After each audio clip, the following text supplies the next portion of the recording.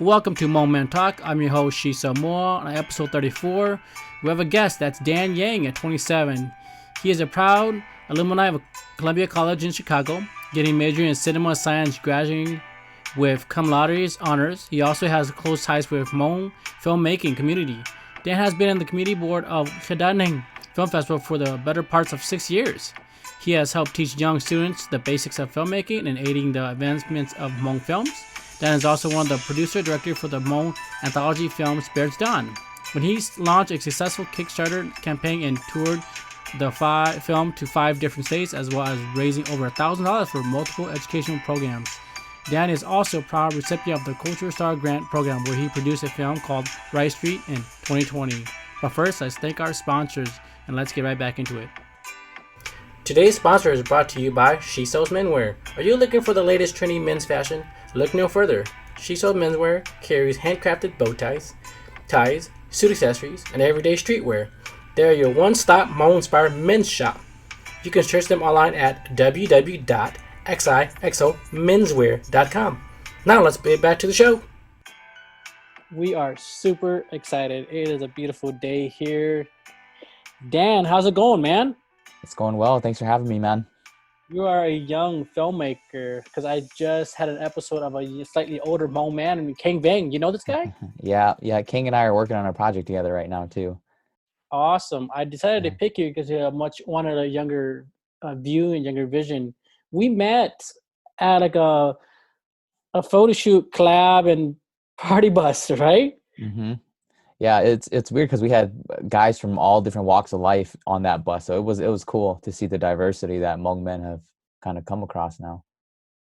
I want to see more of this. I want to see what you're going to come up with too.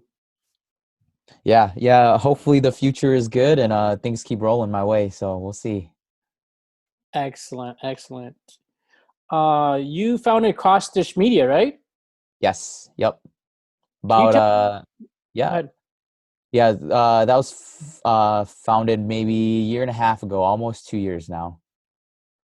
Can you tell me about your vision on it? Yeah, so for me, I have two productions. One of them is called WNC, and the other one's called Cross Stitch. So WNC is kind of where my passion projects live.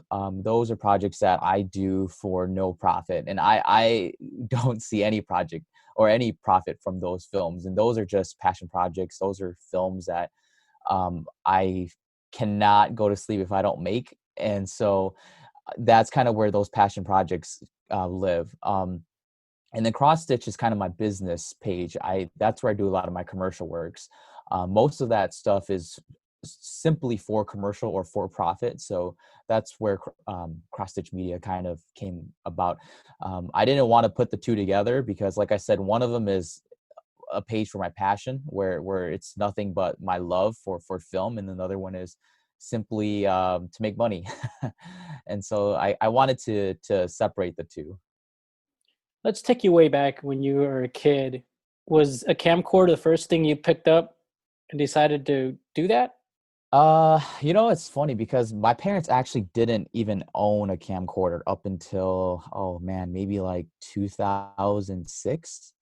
And so it used to be this mini DV camera. And so we didn't own one when we were younger, so we don't have any footage of us when we were kids. My parents, we have pictures, but video cameras were very expensive back then. And my parents, we were fairly poor when we were young, so we didn't own a camcorder or even a camera up until maybe the early 2000s. So it's kind of sad because, like I said, we don't have any footage of us being as kids and stuff, but that's okay.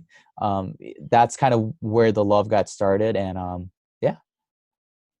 So that pretty much inspired you, that wanting to record and wanting to record maybe your mom and dad, record yourself, maybe making funny YouTube or maybe TikTok videos. Yeah. Oh, for sure, man.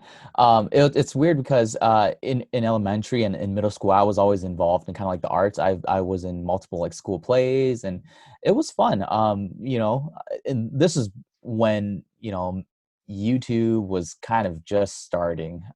I remember, people used to post like cat videos and stuff on YouTube back in the day, you know, when it was really, really early on. So YouTube wasn't even on my mind, and we didn't even have fast internet back then either. So to even upload, you know, a video on a YouTube with dial-up would be impossible. But 56K or die. yeah. So that wouldn't even have been possible. But yeah, no, that was definitely a big inspiration is to capture moments.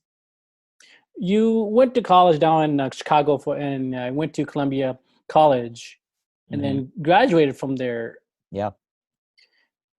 You know, that was probably early 20s. You started with Spare Dawn, like kind of a few years later, right? That's what I've heard. I didn't hear of you, but that's where I heard of Spirit's Dawn, and Yeah. I was like, man, this sounds like a really cool Hmong movie. I didn't even know who was behind it, and you were one of the producer directors for that. Yeah.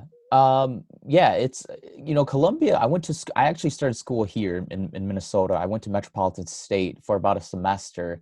I originally went to school to be a econ major, and after the semester, I was like, oh man, I can't do this anymore because I was working part-time as an artist already. And so I was like, you know what? I'm already doing this part-time. I'm going to school for econ. I don't really know if you know, econ is where I want to live for the rest of my life, you know? So I was like, you know what? I'm gonna, you know, like the saying goes, you only live once. So I was like, all right, I'm going to do it. And so I transferred to Columbia, and I graduated from there. I think it was probably besides the student debt, it's probably one of the better decisions that I've made in my life. And then so I graduated from there. And then Spirits Dawn, you know, in college, that's kind of where the idea started. Me and two of my friends, Tong Lee and Zhang Lor. We talked about it in college, and we're all film guys. So we talked about it in college. We were actually going to do it while we were in college. But, you know, when you're in college, you're poor. You don't have a lot of time. You don't have a lot of money. And so we're like, we're going to hold off on it. And so when we finished school, we all kind of finished around the same time. And so when we finished around the same time, we're like, you know, I think this is kind of, you know, the time to do it. You know, we've waited long enough. And so, you know, it was like a year-long project, and it was great. I think it was successful for what it was. It was really successful, and I'm really proud of it. It turned out pretty good, man. Pretty Yeah, dope. thank you. Thank you. Yeah, for those who haven't catch it, hey, it's next time. Everybody's being quarantined. Catch it. Yeah. You know, you seem like a lot of the things you're involved in is Hmong filmmaking. Yeah. And again, like this Kidaneng Film Festival, right? That you've been a part of like 6 years, and again, Spirits of Dawn. Mhm. Do you do anything besides not in the Hmong community? You know, that is, I've done maybe 3 films that did not star at least one Hmong person.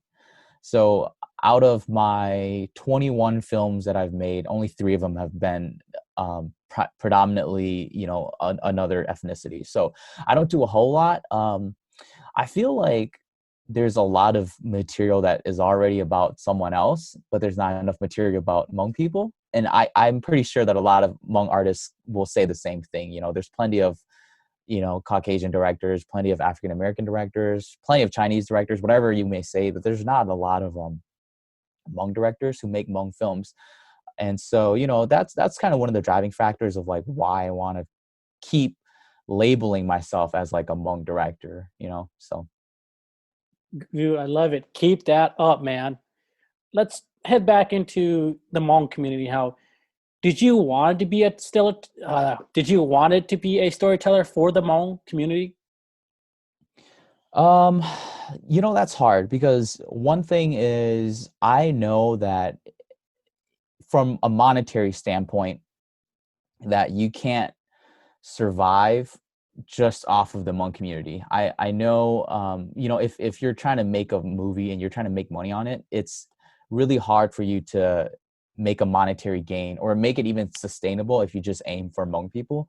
Um, and so the thing is, how do you make a film that's true to Hmong people, but also is interesting to someone who's not Hmong, right? And so that's kind of where the $1 million question is, right? And so that's kind of what I've been trying to figure out of like, hey, how do I tell a story that is like true to my roots? How do I tell a story that's true to Hmong people, but at the same time not sell out, you know? And so I do want to be a storyteller for Hmong people, but at the same time I want to be an educator for people who are not Hmong, so that they can get like an insight of like who Hmong people are. And so when they watch Hmong films, they're like, hey, you know, like I didn't know Hmong people were like that, or hey, that's pretty cool, you know, because ultimately you're kind of like an ambassador for Hmong people.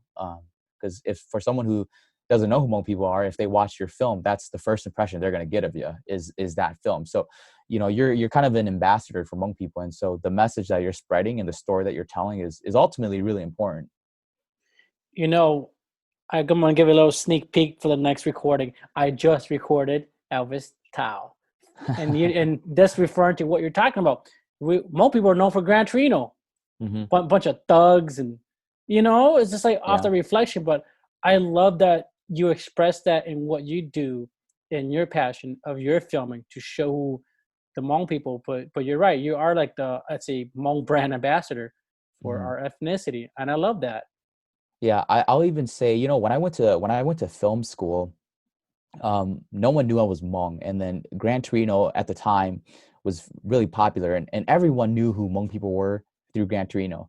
And so we had a class discussion one day, and people were just talking about how Hmong people were like this, were like this, were like this, and at the time, you know, in Chicago, there's rarely any Hmong people who live there, and I was just sitting in class, just listening to people, and it really opened my eyes of like how powerful media is.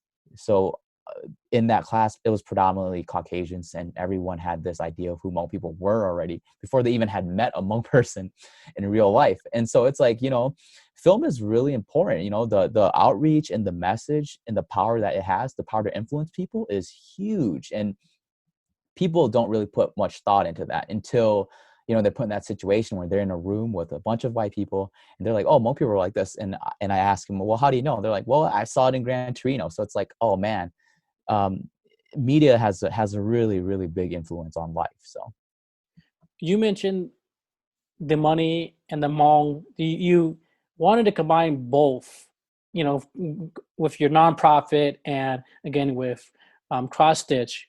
But it's like, how can you create both and still make money? In that case, then, dude, why don't you go just fast paced Hollywood hmm and make some money? yeah, Why yeah. didn't you do that? So the hard thing is, and what I've noticed within the last couple of years, it's beginning to change. Just within, you know, the last, I would say, 4 years, um, I've noticed that the trend in Hollywood is trending towards minorities now, just starting, right? At first, it was a battle of like, hey, there's not enough female filmmakers, and then, you know, they slowly kind of got over that hump of like, hey, well, now there's this new wave of really talented female directors. Okay, well, what about the minorities now? And then so now you have people like Key and Peele, you have films like Crazy Rich Asians, you have Mulan, you have, you know, Black Panther, you have all these films that are just starting to make money, right? And so I tell people all the time, it's like, you know, Hollywood didn't just wake up one day and say, we want to make a movie about Asian people. They realized that, hey, if we make a movie about Asian people, we're going to make a lot of money. And so that's why they started making these films. And I think that if you know, if the market keeps going that way, it's going to be easier and easier for us to you know, kind of chip away at that wall. I think, like I said, a couple years ago, it was really hard because if you're an Asian person, you know, without a large, substantial body of work and without a large following, it's going to be really hard for you to get in through that door. And you know, there's cases of people making it in. You know, you have people like um, Ong Lee, you have people who like Zhang Yimou, you have people, but these people have millions and millions of followers. You know, they've made such a large body of work that it's not easy, but they're already, you know, like 10 steps ahead. So for me, I would say that's not a goal that has died yet. I would love to do it. But I also know that I need to make a large body of work, a large body of substantial work, you know, work that is good in order to even get to that place. So I have realized that I have to take at least a couple more steps before I get there. That's great. I am looking forward to it. So, what is harder, getting started or being able to keep going? Oh, I would say keep going. I would say keep going for sure. You know, in 2016, after I graduated college, I was kind of at the point where it's like, okay, well, I have this fancy degree. but I don't have a job. It's hard to get a job when on your resume, when they ask you, like, what did you go to school for, and you write director, it's hard to get a job like that. And so it was kind of like, okay, well, it's hard to get a stable job, and then it's hard to actually make money off the films that you're doing. So at that point, it's like, so, well, how do you even survive? How do you take care of those basic necessities in your life? And so it was hard. It was hard to keep going, because at that point it's just like, well, I could just take up another job somewhere and live a 9 to 5 and just do that for the rest of my life and just forget about film. And so it's easy for you to give up. It's easy for you to just stop. It's easy to start. You could just pick up a camera today and just go start recording, and then you would have started already. But to keep going is definitely the hardest part. How much do you think commerce affects your art, or how much do you have to compromise as a filmmaker because of financial restriction or business? Oh, immensely. I would say that film, it's probably like 50% making it, and then 50% marketing it. Because, I'll use Spirits Dawn, for example. That film, when we made it, one of the reasons, like I said, we didn't make it in college is because we had this like rough budget. We were like, okay, well, how much is it going to take for us to even make this film? And then we had that dollar amount, and we were like, oh man, this is impossible, for 3 college kids. Like, how are we going to come up with this money? Like, let alone, if we put all this money into it and then this film doesn't make any money, and it's like, dang, like we're out X amount of dollars, and so it affects it a lot. And even after we made the film, it was kind of, we were still like scratching our heads of like, hey, can we actually even make any money on this? And because if we don't make any money, everyone's going to say, hey, well, that was a flop. Our investors, we had about 5 sponsors for Spirits Dawn. And so if that movie would have flopped, they would have lost all confidence in us, in the future. If we would have went back to them and say, hey, can we have the X amount of dollars to fund my next film? They would have been like, hey, well, Spirits Dawn was a flop. You guys lost money. Why would I entrust you with this next amount of dollars? So, commerce and money affects it immensely. In a way, it is a tangible object of like dollars, but it's also an intangible object of like trust, confidence in your investors. That also shows people that, hey, we're serious artists, and the stuff we do, we take it seriously. We're not just playing around. We're not just making a movie on our phone and putting it up on Instagram or something like that. Like, we're serious professionals, and we take our work very professionally, And so that's a sign. If you can't make money and you can't bring any revenue back, people aren't going to take you seriously. So What is the one mistake most filmmaker makes, regardless of experience? um this one, I make it quite a bit, but it's definitely the mismanagement of time. With film, it time is like your best friend and your worst enemy. If you plan your time out accordingly, you could have your schedule, you can have if you're filming one day and you have your scheduled film filled out to the second, you're still gonna mess up. There's still not gonna be enough time. If you can do all the pre-production work, like, hey, I have every single shot planned out, I have every single minute planned out, and then once you get on set, it rains, or someone forgot their costume, or someone's running late. It just throws everything to the wayside. And you have to be meticulous. You gotta be, I would even say you gotta be anal about it, in a way. Because if you're not, it's gonna we live in an age where when we film, we're just filming on memory cards, but back in the day when people used to film on actual film, if they roll the camera, that's burning dollars, for our time now. If I roll the camera and someone's not here, we're burning dollars, we're burning dollars, and we're burning time that it's gone. You can't get it back. So regardless of experience, I think the management of time is probably the biggest. It's the hardest thing to learn, and it's the hardest thing to master. I don't even think anyone has mastered it. So Why do you think there are so, you mentioned this earlier, Hmong women and filming. Why do you think there are so few Hmong women in filming? Because there's like Portia, hmm MK, hmm and those are the two I know, unless you know more, but why is so?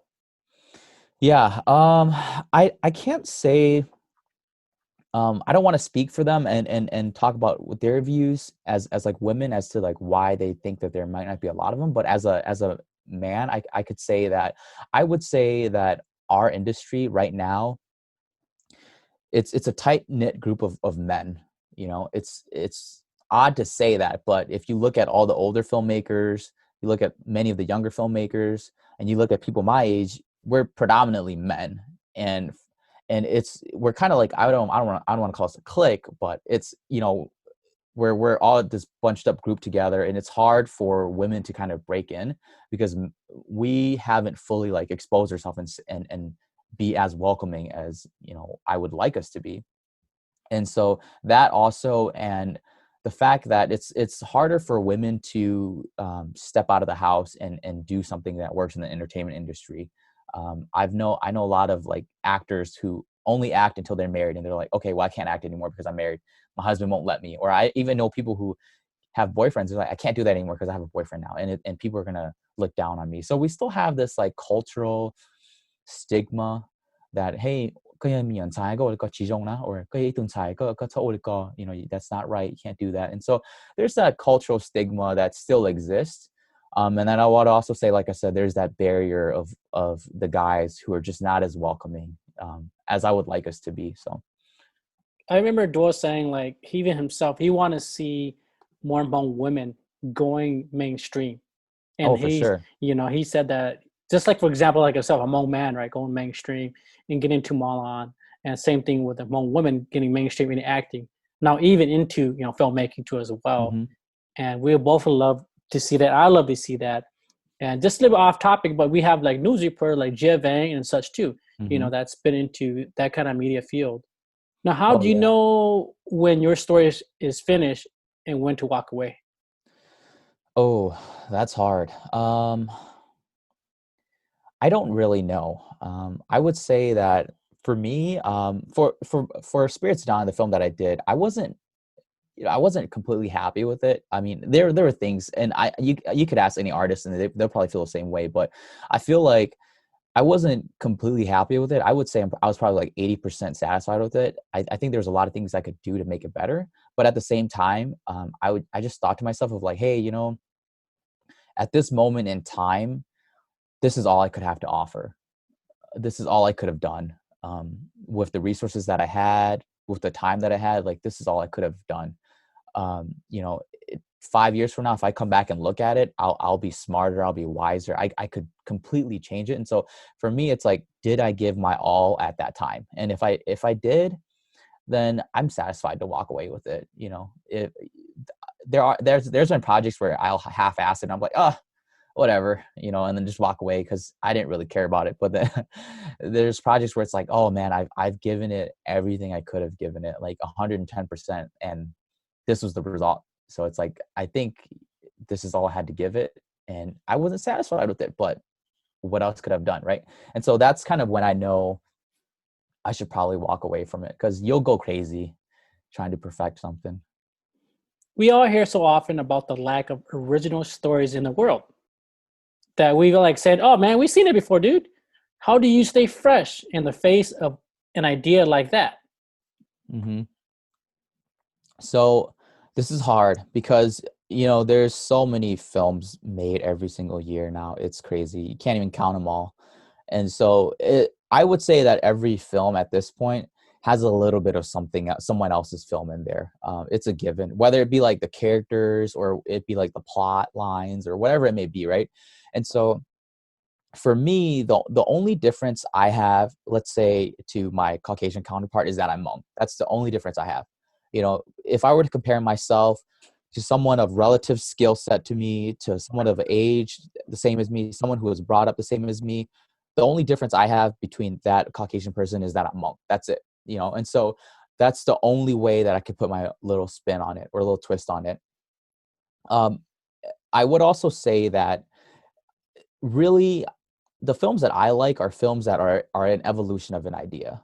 I don't really like films that are trying to reinvent the wheel. I like films that are an evolution of simple ideas and simple concepts, but just evolved to like a certain complexity that is like mind blowing, right? And like uh Get Out is like one of my favorite films, right? It's such a simple idea. It's just like racism between white people and black people. If you break it down, that's all it is. It's a film. It's a commentary on racism, but it's just evolved to be like horror and thriller. It's just an idea that's packed on some other stuff, and it's just evolved into something else. And so like those are the type of films I like. I don't really, I don't want to reinvent the wheel. I think that when you throw something so completely different at the audience, they just like scratch their head and they're just like, what did I just watch?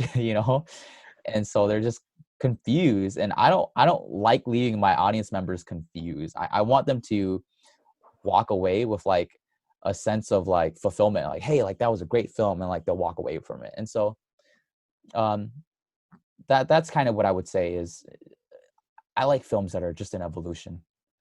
Have you seen Parasite? Yeah, yeah, I love that movie. What's your take on that?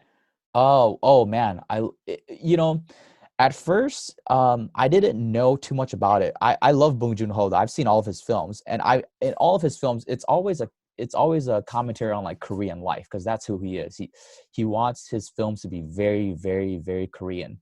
And so I read the synopsis, but I didn't read any spoilers. And then when I watched it, I was like, man, this is great. And then so when I went back and did some research on it, and in Korea, there's this whole like class segregation of like, hey, we're rich Koreans, you guys are poor Koreans, we don't live in the same world. Yeah, we're Koreans, but we're different from you, and there's this whole class segregation, and it runs really deep in Korea. And so when I read that, I was like, wow, like his film was so simple. It's just about money. It's like, you're poor, I'm rich, but he evolved it. He threw in the basement. He threw in these people who were trying to be like imposters. And like I said, it's just an evolution of a very simple idea of class segregation. He just kept evolving the idea and took it to a whole nother level. His style of film and such kind of makes me look into your mind the way you want to make your film into the Hmong and portraying it. And Yeah. again, yeah, elaborate on that. Like what motivates and inspire you to tell a story like that? I would say that in the beginning of my career, I was kind of experimenting. I wanted to do like horror, I wanted to do like action, and then I did a couple of those, and then I just was not satisfied. I realized that like I'm not really like a horror film guy. I personally don't watch a lot of action films, and so I was like, you know what? I don't even watch a lot of action films. I don't even know why I'm trying to make an action film. Like that's just not who I am. I like films like thrillers and dramas. So personally, that's what I like to watch. And so those are and I believe that those stories are the ones that stick closest to us as individuals. For me, when I watch an action movie, it's like, yo, I can't do any of that stuff. Like, I can't relate to that character. Like I don't see myself in his shoes. Like, it's cool, but I just don't see myself like that.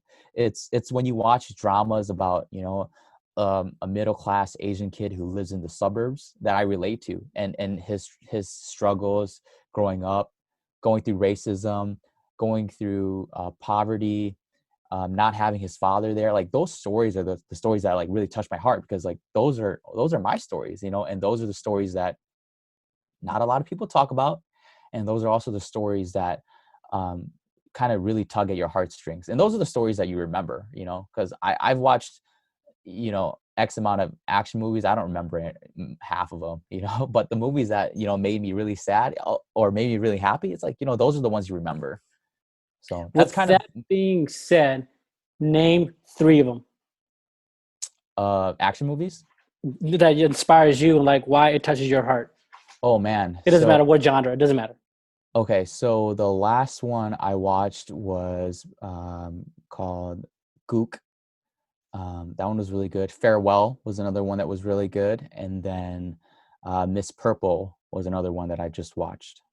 So those are all films that have to deal with a young Asian American, young adult, basically, and they're all going through struggles that are very personal, that are intertwined into like Asian culture, and so like that's what I can relate to, and those films are stuff that I really enjoy.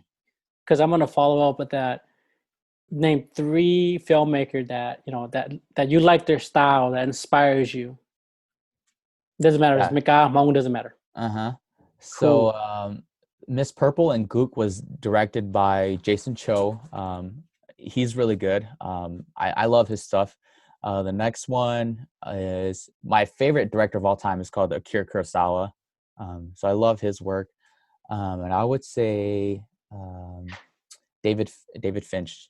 David Fincher is my next one. That he's an American guy. He's really good too. Yeah. Hmm.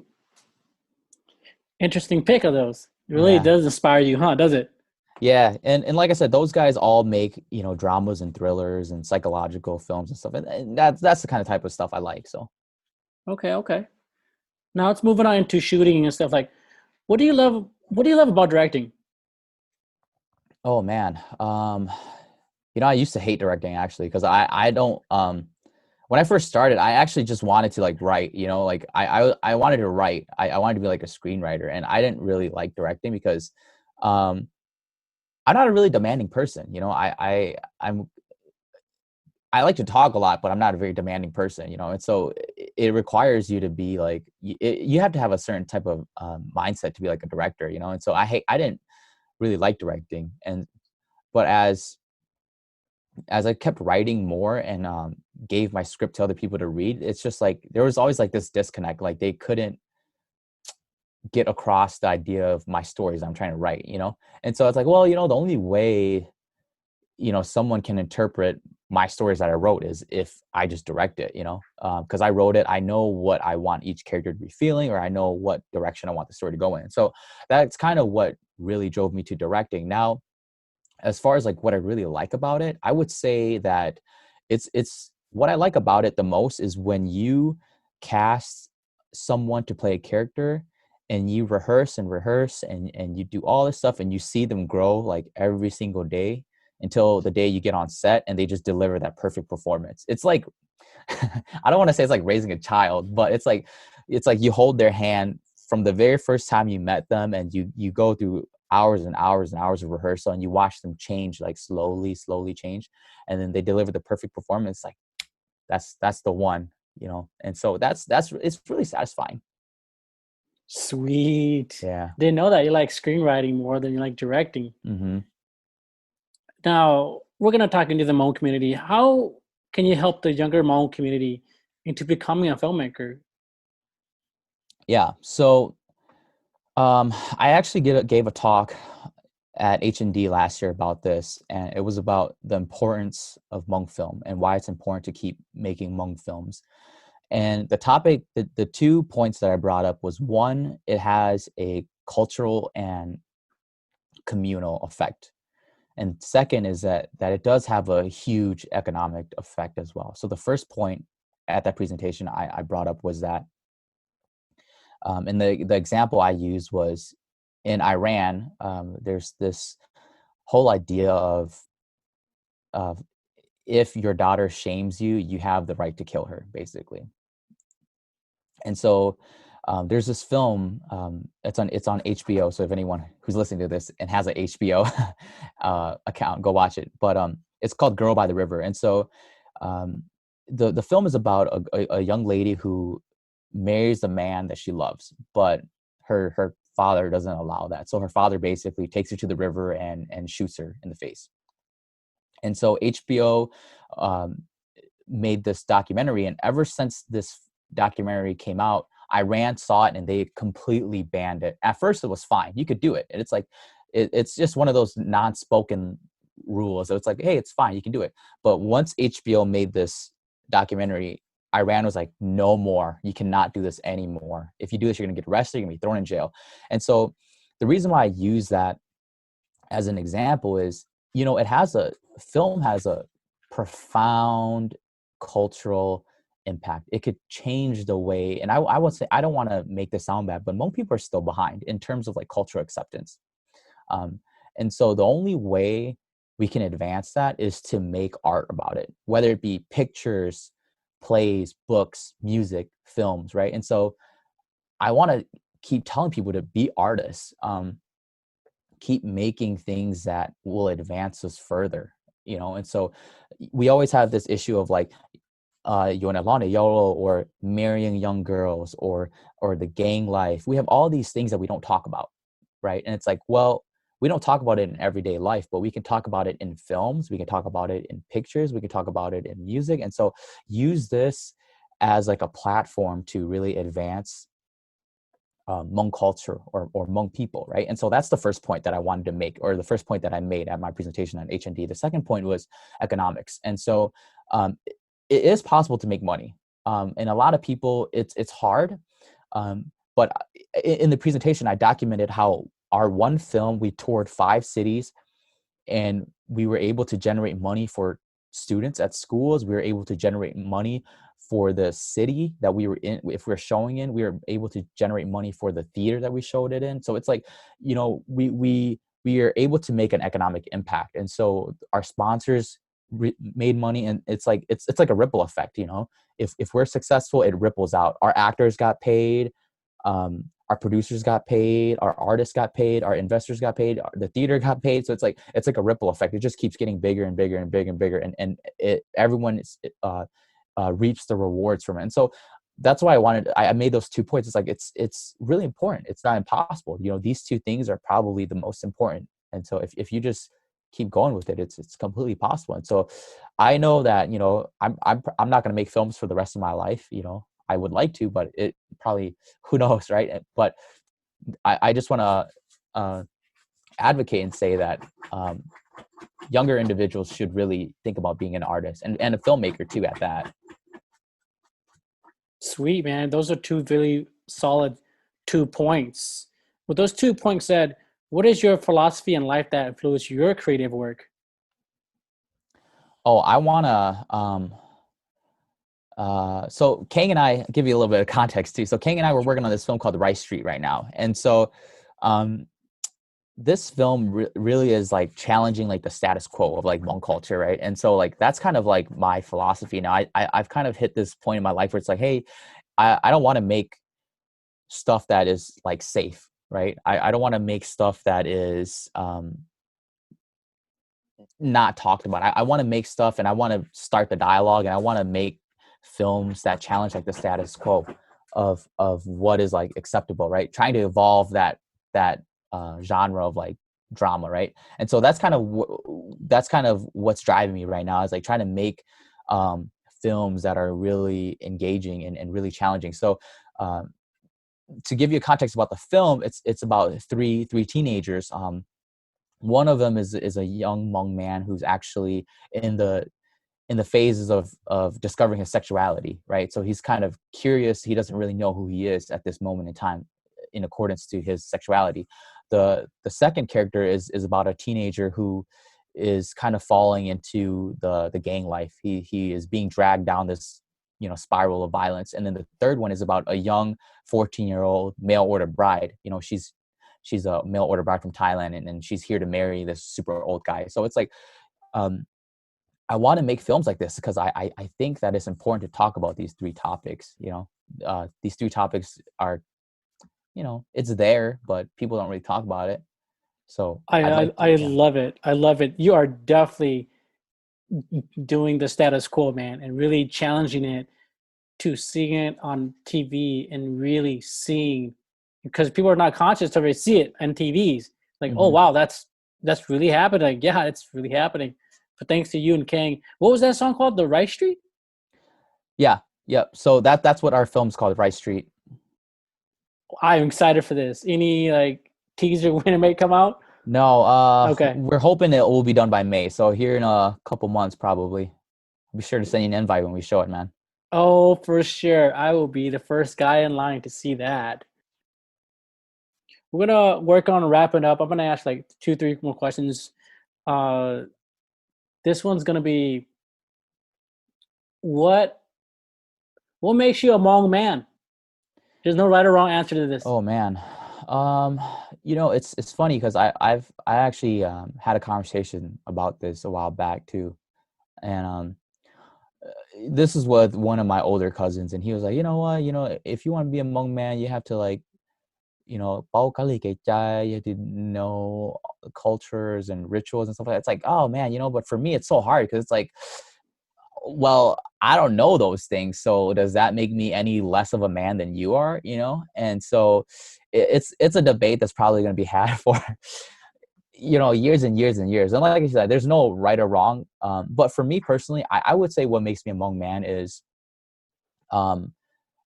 my mission in life right now is to tell Hmong stories and advocate for Hmong people through my passion, which is film. And so I'm going to stick to my guns, and like that's what I'm going to attempt to do for, however many years I can do this for.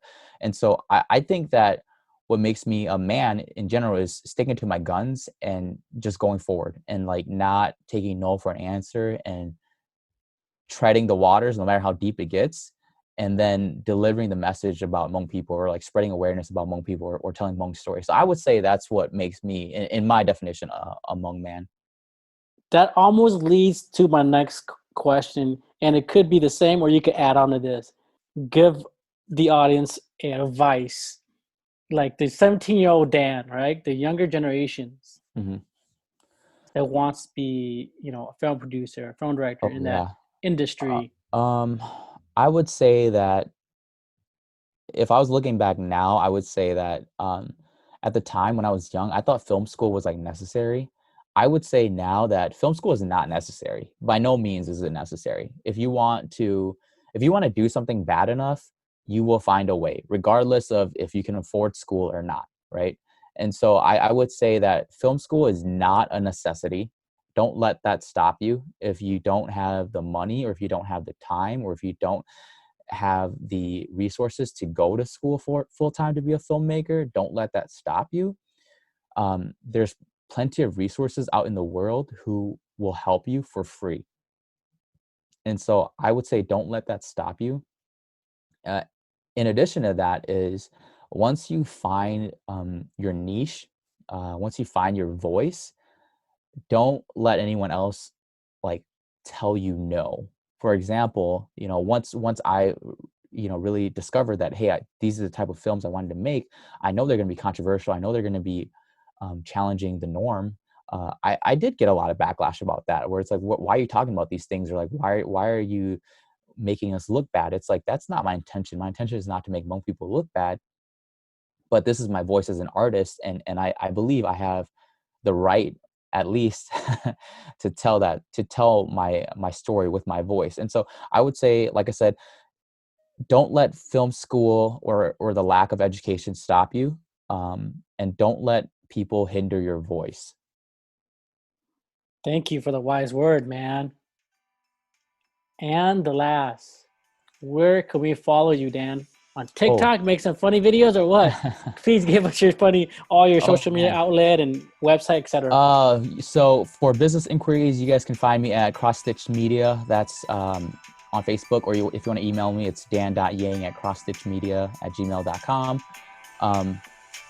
Next is on Facebook, it's just Dan Ya, Y-A-J. And if you want to follow my short films, if you want to get updates on Rice Street and any of my personal projects, that's called WNC Productions on Facebook. So that's a whole lot of stuff, but you guys can find me there, and I'm always open to helping people out. And I also put a shameless plug in that I'm also an in-progress Nexus teacher, so I also teach film production. And so if you want to learn how to film, like I said, don't let it stop you. This is a free course it's called In Progress Studios. If you ever want to learn art, come out to us, completely free. So check us out, guys. We are very, very appreciative of your time, Dan. Thank you so much, man. Cool. Thank you for having me, man. That ends our episode.